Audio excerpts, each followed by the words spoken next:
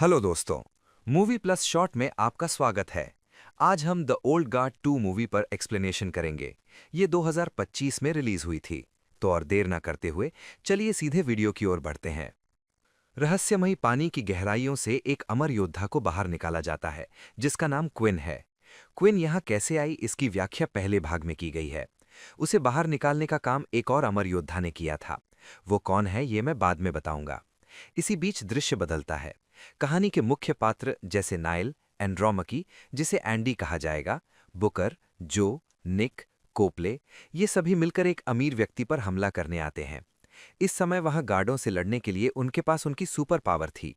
उनकी उंगलियां कट जाने पर भी वापस आ जाती हैं। शरीर पर कोई चोट या घाव लगे तो वो तुरंत भर जाता है। यानी उनके पास स्वचालित रूप से स्व उत्पन्न शक्ति थी, और इस शक्ति के बल पर वे पिछले लगभग 5000 से अधिक वर्षों से जीवित थे। इसमें गार्डों का ध्यान भटकाने के लिए निक और जो दो अलग-अलग कारों में बैठ जाते हैं। यहाँ निक के पैर में गोली लगती है और उसका पैर लगभग टूट गया था, लेकिन टूटे हुए पैर के रगड़ने के बावजूद उसका पैर स्वचालित रूप से कुछ ही सेकंड में ठीक हो जाता है। उनकी लड़ाई भी बेहतरीन थी। कैसल में कोपले और एंडी सबको मार रहे थे, लेकिन एंडी के पास अब उसकी शक्ति नहीं थी। ऐसा कभी-कभी बाकी योद्धाओं के साथ भी होता है।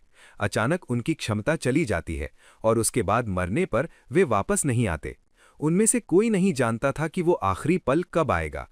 फिलहाल वे कॉनरैड को मार देते हैं और इस मिशन में नाइल, जो नई प्रशिक्षित हुई थी, वो भी सफल होती है। उनकी एक विशेष आदत थी कि वे किसी भी मिशन के बाद वहां की एक चीज अपने साथ लाते थे। इस बार नाइल अपना एक हथियार चुनती है, जैसा कि बाकी योद्धाओं के पास भी था। नाइल द्वारा अपना अंतिम हथियार चुनने के बाद वे सभी क्रोएशिया में एक अच्छी जगह पर बैठकर रात का खाना खा रहे थे। यहाँ सीआईए एजेंट कोपले का काम उनके द्वारा की गई घटना को दुनिया से पूरी तरह छिपाना था, ताकि किसी न्यूज़ चैनल या स्थानीय लोगों तक ये खबर ना पहुंचे। इसी बीच कोपले के पास एक जानकारी आती है कि कॉनरैड, जिसके साथ हथियारों की डील करने जा रहा था, उसका चेहरा एक सीसीटीवी फुटेज में कैद हो गया है। नाइल तस्वीर देखते ही पहचान लेती है कि इस महिला को उसने अपने सपने में देखा है, लेकिन वो कौन है ये मुझे नहीं पता। तब एंडी पूछती है, तुमने सपने में क्या देखा? जवाब में नाइल कहती है कि वो एक बहुत बड़ी पुरानी लाइब्रेरी थी। वो महिला वहां प्रवेश करती है। वहां पहले से ही एक आदमी मौजूद था, जिसे वो चाकू मारकर कुछ किताबें लेकर चली जाती है। इसके बाद क्या हुआ ये मुझे नहीं पता। तब कोपले अपनी पूरी टीम को इस तस्वीर पर काम करने के लिए लगा देता है। इसके बाद का दृश्य मूल रूप से पहले भाग का पोस्ट क्रेडिट दृश्य था, जो यहाँ चल रहा है। बुकर, जिसे बुका भी कहा गया है, को सजा दी गई थी कि वो 100 साल तक हमारी टीम के सदस्यों से कभी न मिले। क्योंकि वो अमर था, इसलिए उसे मारना संभव नहीं था, इसलिए उसे केवल टीम से निष्कासित कर दिया गया था। जब वो अपने घर पहुंचता है तो उसकी मुलाकात क्विन से होती है। क्विन वही व्यक्ति थी जो अमर योद्धाओं में एंड्रोमैकी से मिलने वाली पहली योद्धा थी। यानी उनके अनुसार एंड्रोमैकी ही सबसे पुरानी अमर योद्धा थी, उसके बाद क्विन थी। लेकिन क्विन बताती है कि उन दोनों से भी पुराने दो और लोग हैं, और शायद तुम भी इस बारे में नहीं जानते। तुम चाहो तो मेरे साथ जुड़ सकते हो। इसी बीच दृश्य फिर से अमर योद्धाओं की ओर मुड़ता है। अपना काम पूरा करने के बाद, चूंकि उन्हें बहुत दिनों से छुट्टी नहीं मिली थी, इसलिए वो फैसला करते हैं कि देश के अलग अलग कोनों में जाकर कुछ महीने आराम करेंगे, ताकि इस भागदौड़ भरी जिंदगी से थोड़ी शांति मिले। यहाँ जो आमतौर पर निक को अलविदा नहीं कहता था, लेकिन इस बार वो कहता है कि वो कुछ काम से जा रहा है। निक को शक होता है और वो नाइल को लेकर उसका पीछा करने लगता है। पीछा करते हुए वे सीधे फ्रांस में पेरिस की सड़कों पर बुकर के पास पहुंचते हैं, और यहाँ पता चलता है कि बुकर 6-7 महीनों से उनके संपर्क में था। दूसरी ओर दृश्य बुकर की ओर मुड़ता है, जो इस समय क्विन के साथ बैठा है। क्विन उसे बताती है कि देखो, हम जो अमर योद्धा हैं उनमें सबसे पुरानी ड्रेसिका है, जिसका नाम हर सदी में बदला है। इसलिए इस बार उसने अपना नाम डिस्कॉर्ड रखा है, और उसका अपना एक मिशन है। उसी ने मुझे ढूंढ निकाला है। तुम लोग तो अपनी हिम्मत हार चुके थे, इसलिए मैं अब उसके साथ हूं। अब तुम्हारी मर्जी है, क्या तुम हमारे साथ जुड़ोगे? जहां बुकर बताता है कि मैंने भले ही उनकी टीम छोड़ दी हो, लेकिन मैं उनके साथ विश्वासघात नहीं कर सकता। मैंने एक बार उनके साथ विश्वासघात किया है, और अब मैं फिर से उनका गुस्सा सहन नहीं करना चाहता। क्वीन कहती है कि ये तुम्हारा आखिरी मौका है, सोच लो। लेकिन इस समय एंडी कोपले के साथ टोक्यो पहुंच चुकी थी, और यहाँ वो एक विशेष व्यक्ति से मिलने आई थी, जिसका नाम टुआ है। टुआ यहाँ भूमिगत एक बहुत ही विशेष लाइब्रेरी की देखभाल करती थी और ये वही लाइब्रेरी है जहाँ टुआ ने पिछले लगभग 2000 या लगभग 2500 वर्षों में प्रकाशित सभी पुस्तकों, सभी लेखों, वेबसाइटों से मिले विभिन्न लिंक, डाक साइटों से जितनी भी जानकारी एकत्र की थी, वो सब यहाँ अमर योद्धाओं के बारे में जमा करके रखी थी। जैसे हर सदी में अमर योद्धाओं ने क्या क्या काम किए, कैसे लोगों की जान बचाई, किस पीढ़ी को क्या दिया या किस धर्म का प्रचार किया, उन सभी घटनाओं को टुआ ने अपने इस छोटे से संग्रहालय में कैद कर रखा था। एंडी बताती है कि हो सकता है कि हम सभी अब मुसीबत में हों, क्योंकि हाल ही में नाइल ने, जो नई भर्ती हुई है, बताया है कि उसने एक ऐसे व्यक्ति को देखा है जो हमारी तरह ही एक अमर योद्धा है। जवाब में टुआ बताती है कि वो और कोई नहीं बल्कि ड्रेसिका है, जिसका वर्तमान नाम डिस्कॉर्ड है। कोपले कहता है कितना घटिया नाम है, लेकिन वो क्या जाने कि आजकल डिस्कॉर्ड के सर्वर बन रहे हैं, सब उस पर गेमिंग कर रहे हैं। खैर, मुख्य कहानी पर वापस आते हैं। यहाँ वे सभी मिलने का फैसला करते हैं और इस समय वे ऑस्ट्रेलिया में हैं। यहाँ वे सभी फैसला करते हैं कि क्यों क्विन डिस्कॉर्ड के लिए काम कर रही है, उनकी योजना क्या है। तब बुकर उन्हें बताता है कि क्विन अकेले एंडी से मिलना चाहती है। एंडी, जो लगभग 2000 वर्षों से क्विन की दोस्त थी, लेकिन पिछले 500 वर्षों में क्विन को, जिसे पानी में फेंक दिया गया था, उसे बचाने की कोशिश नहीं कर पाई। इसलिए एंडी केवल उसके साथ अकेले मिलना चाहती थी।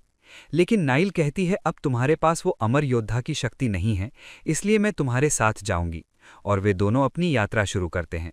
रास्ते में एंडी को बार बार अपनी पुरानी यादें आने लगती हैं, जहां वो क्विन के साथ कई बड़ी बड़ी लड़ाइयों में लड़ती थी। और एक बार तो दिखाया गया था जहां ईसा मसीह यानी जीसस को जलाया जा रहा था, मतलब लोग जल रहे थे और ईसा मसीह को सूली पर लटकाया गया था। जब एंडी अपनी यादों से वापस आती है तो वो सोचने लगती है कि वो क्विन से क्या बात करेगी, क्योंकि उसने क्विन को ढूंढ निकालने के लिए हर संभव कोशिश करने का वादा किया था, जबकि पिछले 500 वर्षों से वो बस ऐसे ही घूम रही है। इसके बाद आता है सच्चाई का सामना करने का पल। यहां उसकी आंखों के सामने क्विन थी और उसे देखते ही वो पुरानी यादों में चली जाती है, जैसे कभी कोई चीनी कालखंड, कभी कोई यहूदी कालखंड, कभी कोई पुरानी बस्ती का दृश्य, तो कभी थोड़ा आधुनिक तकनीक के दिन। यहां एंडी क्विन से माफी मांगने आई थी, लेकिन इतने वर्षों से गुस्से में भरी क्विन उस पर हमला कर देती है। अब उन दोनों के बीच जबरदस्त लड़ाई शुरू होती है। यहां नाइल उसे बचाने आगे बढ़ती है, लेकिन तभी नाइल दूर से डिस्कॉर्ड को देखती है, इसलिए वो उसे पकड़ने के लिए उसका पीछा करती है। यहां एक चर्च में जाकर डिस्कॉर्ड रुक जाती है और नाइल से कहती है कि तुम यहां मुझ पर वैसे भी हमला नहीं करोगी और मैं भी तुम्हारे साथ लड़ना नहीं चाहती, क्योंकि हम दोनों बहुत खास हैं। देखो, तुम्हारे हाथ पर भी एक निशान है, मेरे भी बाएं हाथ पर एक निशान है, और इस निशान का मतलब है कि मैं सबसे पहली अमर योद्धा हूं और तुम सबसे आखिरी अमर योद्धा हो। तुम्हारे बाद और कोई ऐसा नया व्यक्ति पैदा नहीं होगा। हम दोनों चाहें तो दुनिया में कई अनोखी चीजें कर सकते हैं, बहुत नाम, शोहरत और पैसा कमा सकते हैं, इस दुनिया को नए तरीके से विकसित कर सकते हैं। मैं चाहती हूं कि तुम मेरे साथ जुड़ जाओ। लेकिन नाइल उसके साथ न जुड़कर वहां से चली जाती है। इसी बीच दृश्य एंडी की ओर मुड़ता है, जो इस समय अपनी पुरानी यादों के साथ लड़ रही थी, और वहीं बाकी टीम के सदस्य सोच रहे थे कि उनका अगला कदम क्या होने वाला है। दूसरी ओर टुआ, जो पुरानी किताबों में बहुत शोध कर रही थी, वो बुकर को बताती है कि हाल ही में मुझे एक नई किताब में कुछ ऐसी जानकारी मिली है जिसमें अमर योद्धाओं का उल्लेख था। उसमें कहा गया है कि जिसके हाथ में निशान है, वो अमर योद्धा अगर किसी दूसरे अमर योद्धा पर हमला करता है तो सामने वाले की शक्ति जा सकती है, यानी अब उसके घाव नहीं भरेंगे। लेकिन अगर मरने से पहले वो अमर योद्धा अपनी सारी शक्ति किसी और को देना चाहे तो दे सकता है और सामने वाले के पास उसकी शक्ति आ जाएगी। उन सभी को ये जानकारी दी जाती है कि सिंगापुर के एक भूमिगत परमाणु रिएक्टर प्लांट के अंदर इन लोगों ने कुछ सुरक्षा प्रहरियों को बंधक बना लिया है और वहां के पूरे प्लांट पर कब्जा कर लिया है, यानी किसी भी समय वहां एक भीषण विस्फोट हो सकता है। उन्हें रोकने के लिए हमें वहां जाना ही होगा, इसलिए वे सभी वहां जाने के लिए एकजुट होते हैं।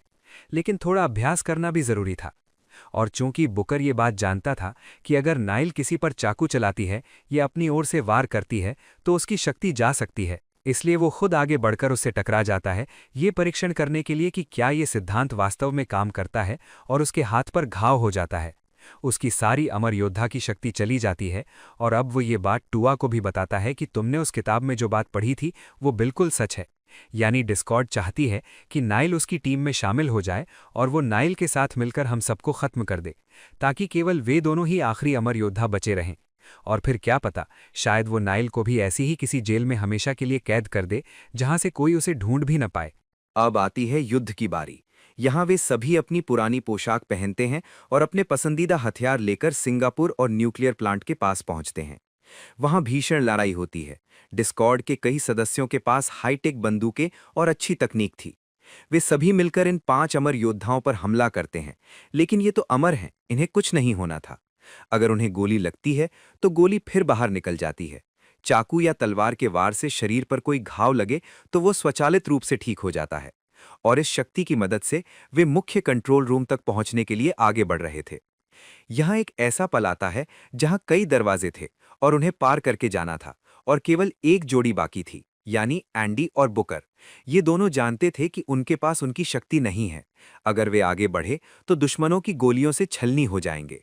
तभी बुकर मन ही मन अपनी सारी शक्ति एंडी को देने का वादा करता है, और धीरे धीरे अब एंडी के घाव भी भरने शुरू हो जाते हैं। जब बुकर कहता है, हमेशा तुम ही तो कहती थी कि लड़ाई में सबसे पहले मैं जाऊंगा, इसलिए तुम्हारी बारी आई है, जाओ और उन सबको धूल में मिला दो। लेकिन एंडी कहती है कि नहीं, मैं ये नहीं कर सकती, मेरे पास शक्ति नहीं है। जहां बुकर कहता है, मैंने अपनी शक्ति तुम्हें दे दी है। इसके बाद एंडी आगे बढ़कर उनका सामना करती है और बुकर पीछे रहकर बाकी सबको संभालता है। लेकिन इसी बीच उसकी अमर शक्ति न होने के कारण वहां मौजूद गार्ड उसे गोली मार देते हैं। एंडी अपनी आंखों के सामने अपने 2000 साल पुराने योद्धा को मरते हुए देखती है। वो उसकी मृत्यु सहन नहीं कर पाती और दीवारों पर जोर जोर से प्रहार करने लगती है। लेकिन वे स्टेनलेस स्टील की थीं और दुनिया के सबसे कठिन ग्लास की, इसलिए उन्हें तोड़ना असंभव था। इसलिए वो वहीं बैठकर रोने लगती है। लेकिन ये सब डिस्कॉर्ड की चाल थी। वो कैमरों से उन सब पर नजर रख रही थी। इसी बीच यहाँ नाइल की क्विन के साथ बहस होती है। यहाँ क्विन भी अमर योद्धा है और नाइल भी अमर योद्धा। उनके पास उनके पुराने हथियार थे, जैसे क्विन के पास तलवार और नाइल के पास एक 2 मुहा भाला। इन दोनों की लड़ाई में गलती से नाइल का भाला क्विन को लग जाता है और उसका खून जब निकलना शुरू होता है तो फिर रुकता नहीं है, यानी उसकी शक्ति भी चली गई। क्विन ये देखकर हैरान रह जाती है और सोचने लगती है कि डिस्कॉर्ड ने उसे ये बात क्यों नहीं बताई कि अगर निशान वाला अमर योद्धा किसी दूसरे अमर योद्धा पर वार करता है तो उसकी शक्ति चली जाएगी। दूसरी ओर बाकी 3 सदस्यों पर तरल नाइट्रोजन गैस डाल दी जाती है ताकि उनका शरीर पूरी तरह से जम जाए और उन्हें लपेटकर हेलीकॉप्टर में ले जाया जाएगा। यहाँ एंडी किसी तरह अपने दोस्तों नाइल, निक, जो की जान बचाने की कोशिश करती है, लेकिन तब तक डिस्कॉर्ड हेलीकॉप्टर में चढ़ चुकी थी। अब डिस्कॉर्ड भी चाहती थी कि एक बार 1-on-1 लड़ाई हो उसकी पुरानी योद्धा एंडी के साथ, इसलिए वो सीधे नीचे उतर आती है और हेलीकॉप्टर से कहती है कि यहीं चक्कर काटते रहो। अब इन 2 महायोद्धाओं की एक शानदार लड़ाई दिखाई जाती है। दोनों एक दूसरे पर हावी होने की पूरी कोशिश करते हैं। दोनों अमर योद्धा हैं और दोनों हजारों साल के युद्ध कौशल के साथ पूरी तरह उन्नत हैं। यानी ये दोनों लगभग हर तरह की लड़ाई की तकनीक जानते थे, चाहे वो जूजित्सु हो, कराटे हो, हिंदुस्तान की कलारीपयट्टू हो या चीन की शाओलिन हो, वे लगभग सभी तकनीकें जानते थे। इसलिए यहाँ उनके बीच अच्छी लड़ाई होती है। लेकिन अंत में डिस्कॉर्ड मौका पाकर एंडी के दोनों पैर काट देती है और उसके पेट में चाकू मारकर हेलीकॉप्टर से वहां से चली जाती है। और इस समय क्विन भी पहले से ही घायल थी, इसलिए डिस्कॉर्ड पहले क्विन को उस गुप्त लाइब्रेरी में लाती है और फिर कई किताबें पढ़ती है ताकि वो जान सके कि क्विन के पास उसकी शक्तियां कैसे वापस आ सकती हैं और क्या इन अमर योद्धाओं की शक्ति को आधा आधा बांटा जा सकता है। लेकिन कई किताबें पढ़ने के बाद भी उन्हें कोई जवाब नहीं मिलता और अंततः ये दोनों अपने दोस्तों का बदला लेने के लिए डिस्कॉर्ड से लड़ने को तैयार होते हैं और फिल्म यहीं खत्म होती है। वीडियो पसंद आया हो तो लाइक कर देना, चैनल पर नए हो तो सब्सक्राइब कर लेना। तो मैं आपसे अगले वीडियो में मिलूंगा, तब तक के लिए ख्याल रखना।